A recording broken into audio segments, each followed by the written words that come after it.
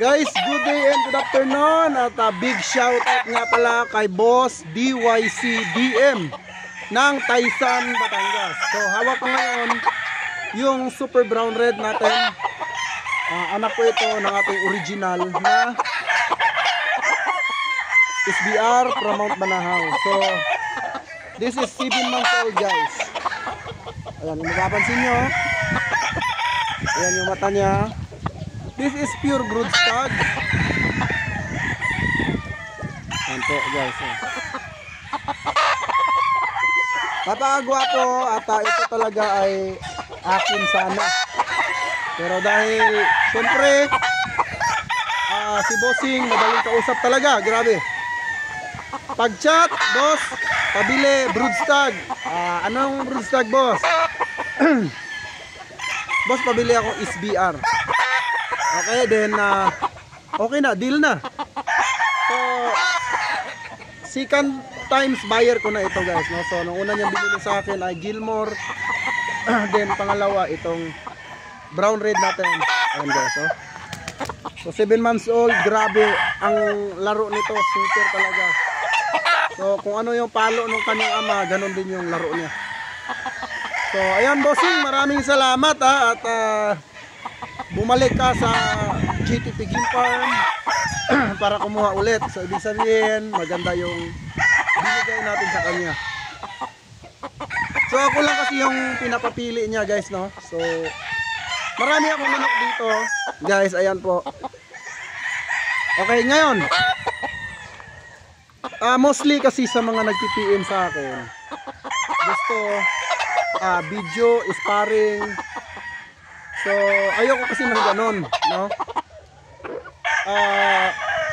Alam naman natin sa mga matagal na sa pagbebenta, alam naman natin kung gaano kahirap mag-video, mag-spar, tapos after mong magawa yung gusto mo, gusto nila, wala na, sin mode. So hindi po uubra dito sa GTP yan. Kung gusto nyo, pumasyal kayo dito, bibigyan ko kayo ng 500 pagpipilian. Yan. Ito lang po yung sa harapan ko, wala pa dyan yung likuran. At wala pa yan dyan yung bakante na yun, ayun, no? So, ayan yung rider natin, yung kulay dilaw na motor, dalawa yan. Now, guys, Bossing, maraming salamat and good luck po sa breeding. At saka dun sa na-vlog ko na tatlo, sa tatlo kong na-vlog, guys, ay sold out na po, no? So, sold out na po lahat. At ang kinondisyon natin ay 10. So yung tatlo lang binlog ko, so sold out na. Siguro tomorrow, bago ko i-upload, bago ako umuwi, i-upload ko yung siyam, yung ito. Pero as of now, tatlo-tatlo lang talaga yung binablog natin, no? So ayan, Bossing, maraming salamat. Ito na po yung pure SBR na. Ayan po, may nakikita kasi siyang manok sa kanyang gilid, kaya maingay siya. So Bossing, ito na po. Ayan, may legban na natin yan, mga gold brass na yan, then may wingban na natin. Bossing, good luck po sa breeding and sana mapadami mo itong pure SBR. Gaya nga na sinabi ko, guys, pag ito pumunta kayo sa Banahaw, nagkakahalaga ng 45 ito.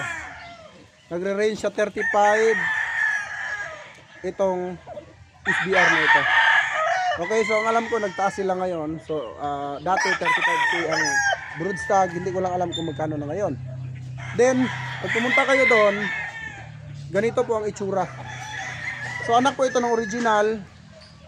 Banahaw din po ang palo nito. Okay? So yun lang, guys, maraming salamat ulit sa mga solid supporters ng GTP Game Farm. And hayaan nyo, guys, at hindi lang ito yung gagawin natin, no? Plano ko, bago ako tumigil, siguro meron na akong mga 20 hectares kung kakayanin. So